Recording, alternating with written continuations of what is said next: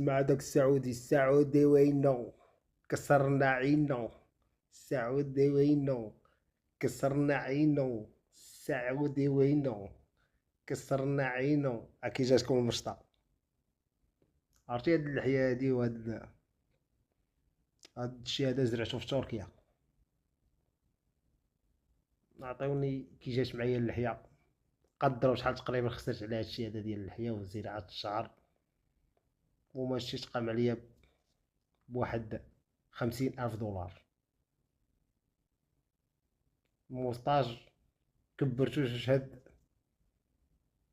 عرفتي باش تكبر موسطاج ودير هاد اللحية هادي تربي هاد الشعر، خاصك تكون سعودي وينو كسرنا عينو.